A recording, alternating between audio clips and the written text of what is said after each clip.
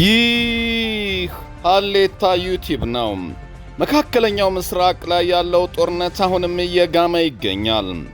ዶናልድ ትራምፕ የሆርሙዝ ወሽመጥን ኢራን እንድትከፍት የሰጡት ቀነ ገደብ እየተጠናቀቀ ይገኛል። በ48 ሰዓት ውስጥ ይህንን ካላደረገች ሙሉ የኤሌክትሪክ መስመር ዝርጋቷን አመድ እናደርገዋለን ብለዋል። ኢራን በበኩሏ እንደዚያ ከሆነ እኔም መካከለኛው ምስራቅን ጨለማ እንዲውጣቸውና የውሃ ጋኖቻቸው በሙሉ እንዲጋዩ አደርጋለሁ እያለች ነው። እስራኤል የኑክሌር ተቋሟ መመታቱን ተከትሎ ታክቲካል ኑክሌር እንዳትጠቀም ተፈርቷል። አብራችሁን ቆዩ። አዲስ የምትቀላቀሉን ሰብስክራይብ ማድረግ እንዳይረሳ። ዜናዎቻችንን ሰምታችሁ ላይክ ማድረግም እንዲሁ። ወደ ዝርዝር ዜናዎቹ አመራን።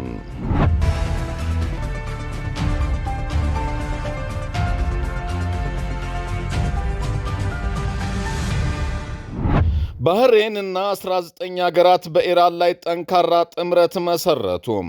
የባህሬን መንግስት ከአውሮፓና እስያ ከተውጣጡ 19 አጋር ሀገራት ጋር በመሆን ስልታዊ ጠቀሜታ ባለው የሆርሙዝ የባህር ወሽመጥ ጥብቅ የደህንነት እርምጃ ለመውሰድ ዝግጁ መሆኑን አስታውቋል። ይህ ሰፊ ጥምረት ዩናይትድ ኪንግደም፣ ፈረንሳይ፣ ጀርመን፣ ጃፓን፣ ካናዳ፣ ደቡብ ኮሪያን ጨምሮ በርካታ የአውሮፓ ሀገራትን ያቀፈ ነው። ጥምረቱ ኢራን በንግድ መርከቦችና በሲቪል መሠረተ ልማቶች ላይ የምታደርሰውን ጥቃት እንዲሁም የባህር ላይ መስመሮች መቋረጥን በጽኑ ኮንኗል። ቴህራን የባህር ላይ ፈንጂዎችን ከመቅበር የድሮንና የሚሳኤል ጥቃቶችን ከመሰንዘርም በአስቸኳይ እንድትቆጠብ ጥሪ አቅርቧል።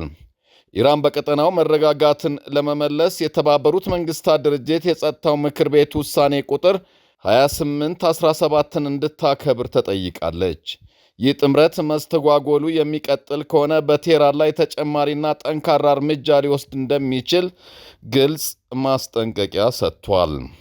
የኢራን የኑክሌር ጣቢያ ተመቷል መባሉን ተከትሎ የተመድ ኑክሌር ተቆጣጣሪ ተቋም ወታደራዊ እርምጃዎች እንዲቆሙ ማሳሰቡን ቀጥሏል። የተባበሩት መንግስታት የኑክሌር ተቆጣጣሪ ተቋም ኢራን በናታንዝ ኑክሌር ተቋም ላይ እንዲሁም ደግሞ በእስራኤል የኑክሌር ተቋም ላይ የደረሰውን ጥቃት ተከትሎ ዓለም አቀፉ አቶሚክ ኢነርጂ ኤጀንሲ በኤክስ ገጹ ባወጣው መግለጫ የኑክሌር ስፍራ በፍጹም ለጥቃት መጋለጥ የለበትም ብሏል። የኤጀንሲው ዋና ዳይሬክተር ራፋኤል ግሮሲ ማንኛውም የኑክሌር አደጋን ለማስወገድ ወታደራዊ ታቅቦ እንዲደረግ በድጋሜ ጥሪያችንን እናቀርባለን ብሏል። የእስራኤል መከላከያ ሰራዊት 162ኛው ታጣቂ ክፍለ ጦር በደቡብ ሊባኖስ ለመሰማራት የሚያስችለውን ቅድመ ዝግጅት ሙሉ በሙሉ ማጠናቀቁን ይፋ አድርጓል። ሰራዊቱ ባወጣው መግለጫ መሰረት ይህ ታጣቂ ክፍለ ጦር አሁን ካለው ነባራዊ የጸጥታ ሁኔታ ግምገማ በመነሳት የሚሰጡትን ማንኛውንም ትዕዛዞች ለመቀበል እና ወደ ተግባር ለመግባት በተጠንቀቅ ላይ ነኝ ብሏል። ይህ 162ኛው ክፍለ ጦር ወደ ስፍራው የሚሰማራ ከሆነ በደቡብ ሊባኖስ የጦር ቀጠና ውስጥ የሚንቀሳቀሱትን አጠቃላይ የእስራኤል ክፍለ ጦር ቁጥር ወደ 5 ከፍ ያደርገዋል። በአሁኑ ሰዓት 146ኛ ክፍለ ጦር በደቡብ ሊባኖስ ምዕራባዊ ክፍል 91ኛና 36ኛ ክፍለ ጦሮች በምስራቃዊ ዘርፍ እንዲሁም 210ኛው ክፍለ ጦር በዩቭ ተራራ አካባቢ ተሰማርተው ወታደራዊ ግዳጅ የተወጡ ነው።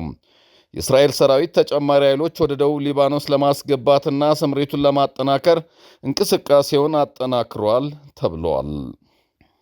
ኢራን የእስራኤል ዲሞና የኑክሌር ጣቢያ ላይ ያደረሰችው ጥቃት አሁንም ማነጋገሩን እንደቀጠለ ነው። የእስራኤል ወታደራዊ ራዲዮ እንደዘገበው ከኢራን የተተኮሱ ሚሳይሎች በኔጌቭ በረሃ በሚገኘው የዲሞና የኑክሌር ማዕከል አቅራቢያ የሚገኝን ሕንፃ ሙሉ በሙሉ አውድሟል። ይህ ጥቃት ኢራን በናታንዝ የኑክሌር ማበልጸጊያ ጣቢያዋ ላይ ለደረሰው ጥቃት የሰጠችው መልስ እንደሆነ ትናገራለች። በአካባቢ ያለው ውጥረት እጅግ እየተባባሰ በመጣበት በአሁኑ ጊዜ እስራኤል በመጪዎቹ ቀናት በኢራን ላይ ምናልባት የታክቲካል ኑክሌር ጥቃት ልትሰነዝር ትችላለች የሚሉ ስጋቶች መደመጥ ይዘዋል። ታክቲካል ኑክሌር ከስትራቴጂካዊ ኑክሌር የሚለይ ሲሆን የተመረጠ ቦታን ብቻ ለማጥቃት የሚተኮስ የኑክሌር አይነት ነው። ኢራን በበኩሏ እንዲህ አይነት ሙከራ እኛ ላይ ከተደረገ የእኛም መልስ በዚሁ ሊሆን ይችላል የሚል ማስጠንቀቂያ ሰጥታለች። ይህ ማለት ኢራን ኑክሌር ታጥቃ ይሆን እንዴ የሚል ጥርጣሬን ታዲያም አጭሯል። ኢራን ቀይ ባህርና ባብኤል መንደብን ለመዝጋት ዛተች። አሜሪካ ካርግ ደሴት ላይ ተጨማሪ የጥቃት እርምጃ የምትወስድ ከሆነ ከሆርሙዝ ሰርጥ የተሻገረ የባህር ላይ ቀውስ እፈጥራለሁ ስትል ዝታለች። ኢራን ቁልፍ የነዳጅ ምንጯ በሆነው ክርግ ደሴት ላይ እርምጃ ከተወሰደ በባብ አል መንደብ እና በቀይ ባህር የውሃ መስመሮች ላይ አደጋ የሚያስከትል ጥቃት እፈጽማለሁ ብላለች። የአሜሪካና የእስራኤል የተቀናጀ ጥቃት የበረታባት ኢራን የውሃ መስመሮችን መዝጋት እንደ አማራጭ ስልት እየተጠቀመች ነው። ኢራን የዓለም 20 ከመቶ የነዳጅ የሚተላለፍበት ሆርሙዝ ሰርጥን እንደዘጋችው ነው። የኢራን ፓርላማ መጅሊስ አፈጉባኤ ሙሐመድ ባቂር ካሊበር በዲሞና ላይ ከተሰነዘረው ጥቃት በኋላ መልእክት አስተላልፈዋል። የእስራኤል አገዛዝ በከፍተኛ ሁኔታ በተመሸገው የዲሞና ቀጠና ውስጥ የሚሳኤል ጥቃትን መከላከል ካልቻለ ይህ ወደ አዲስ የውጊያ ምዕራፍ መሸጋገራችንን የሚያሳይ ተግባራዊ ምልክት ይሆናል ብለዋል። ይህም የእስራኤል ሰማይ መከላከያ የሌለው ያደርገዋል ነው ያሉት። በመሆኑም አስቀድሞ የተዘጋጁትን ቀጣይ ዕቅዶች ተግባራዊ ማድረጋችንን እንቀጥላለን ብለዋል በኩራት።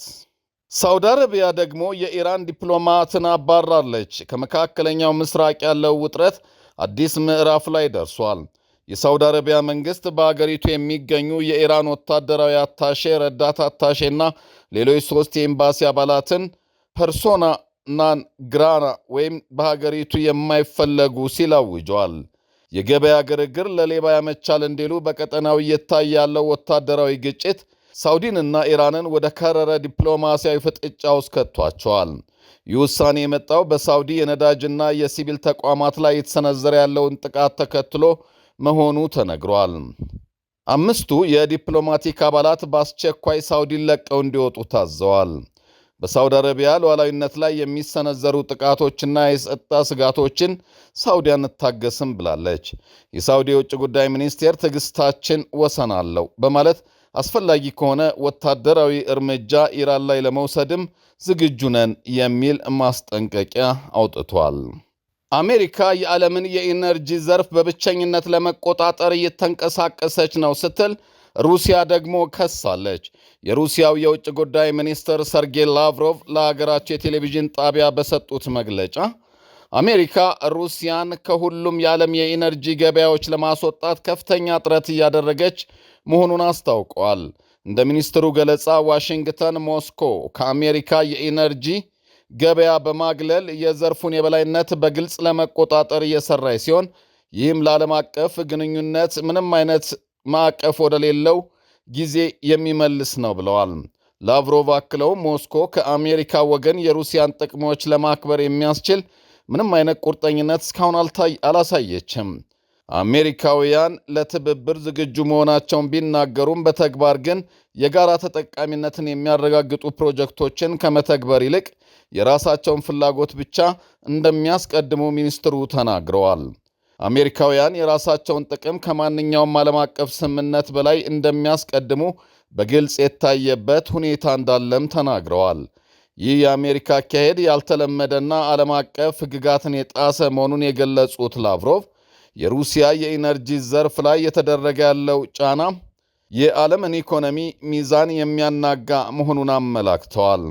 የሩሲያ ጥቅሞችን ግምት ውስጥ ሳይገቡ የሚደረግ ማንኛውም አይነት የትብብር ጥሪ ተቀባይነት እንደሌለው፣ ሞስኮ የራሷን የኢነርጂ ደህንነት ለማስጠበቅም መስራቷን እንደምትቀጥል በመግለጫው ላይ ተመላክቷል። ትራምፕ የሆርሙዝ ሰርጥን በ48 ሰዓት ውስጥ ሙሉ በሙሉ ካልተከፈተ የሀገሪቱን ትልቅ የኃይል ማመንጫ እንደሚመቱ ያሳሰቡበት መግለጫ እነሆ ሰዓታቱ እያለቁ ይገኛሉ። ዶናልድ ትራምፕ በባህር ኃይልም ሆነ በዴልታ ኃይል የካርግ ደሴትን በመቆጣጠር በኃይል በማስገደድ ሆርሙዝ ሰርጥን ማስከፈት እንደሚቻል ተረድቻለሁ ብለዋል። እንደማይቻል የተረዱ ይመስላሉ። የኢራን ጦር ለትራምፕ ማስፈራሪያ ስለሰጠው ምላሽ የኢራን ነዳጅና ኢነርጂ መሠረተ ልማት ላይ ጥቃት ከደረሰ በክልሉ የሚገኙ የአሜሪካና አጋሮች ሁሉም የኤነርጂ መሠረተ ልማቶች እንዲሁም የኢንፎርሜሽን ቴክኖሎጂ ስርዓቶችና የውቅያኖስ ውሃ ጨው ማስወገጃ ተቋማትን በሞላ ድምጥ ማጣቸውን አጠፋለሁ ስትል ኢራን ተናግራለች። ኢራን ይህንን ጉዳይ ያጥፍቶ ጠፊ ነገር ያደረገችው ይመስላል። በመጨረሻም እስራኤል ማንኛውም በሀገሯ የሚገኝ ሰው የክርስትና እምነት ተከታይ መሆኑ ከተረጋገጠ 2 ዓመት የሚደርስ እስራት ቅጣትን ደነገገች የሚል ነገር ወጥቷል። እስራኤል ማንኛውም በሀገሯ የሚገኝ ሰው የክርስትና እምነት ተከታይ መሆኑ ከተረጋገጠ 2 ዓመት የሚደርስ እስር ይጠብቀዋል። እስራኤል በክርስትና እምነት ተከታዮች ላይ የ2 ዓመት እስራት ቅጣት በመደንገግ አዲስና አነጋጋሪ ሕግ በእስራኤል ፓርላማ ክኒሴት የቀረበው አዲሱ የሕግ ረቂቅ አውጥታለች። በማንኛውም የእስራኤል ግዛት ውስጥ የክርስትና እምነት የሚያስተምሩ ወይም ሰዎች ወደ ክርስትና ለመለወጥ የሚሞክሩ ግለሰቦች እስከ 2 ዓመት በሚደርስ እስራት እንዲቀጡ የሚደነግግ መሆኑ ተነግሯል። ይህ ያልተጠበቀ ወታደራዊና ሃይማኖታዊ ውሳኔ በዓለም ዙሪያ በሚገኙ የክርስቲያን ማኅበረሰቦች ዘንድ ከፍተኛ ቁጣና ድንጋጤን ፈጥሯል። እንደ መረጃው ከሆነ ሕጉ በተለይ በወንጌላውያንና በሌሎች የሚስዮናውያን እንቅስቃሴ ላይ ያነጣጠረ ሲሆን የእስራኤል አይሁዳዊ ማንነትን ለመጠበቅ የታለመ መሆኑ ተነግሯል። ይህ እርምጃ እስራኤል ከምዕራባውያን አገራት በተለይ ከአሜሪካ ጋር ያላትን ጥብቅ ግንኙነት አደጋ ላይ ሊጥለው እንደሚችልም ተገምቷል። በቅርቡ የእስራኤሉ ጠቅላይ ሚኒስትር ቤንጃሚን ኔታንያሁ ከኢየሱስ ይልቅ ጄንዚሽካን ጠንካራና ኃያል ነው ማለቱ ይታወሳል። የጠቅላይ ሚኒስትሩ ንግግር እስራኤል በሙስሊሞች ላይ ብቻ ሳይሆን ለመላው የክርስትና እምነት ተከታዮች ጭምር ያላትን ጥላቻ ያሳየ ነው ተብሏል። ሁኔታው መነጋገሪያ ሆኗል። ለሰዓቱ የነበሩን ዜናዎች እስካሁኖቹ ነበሩ።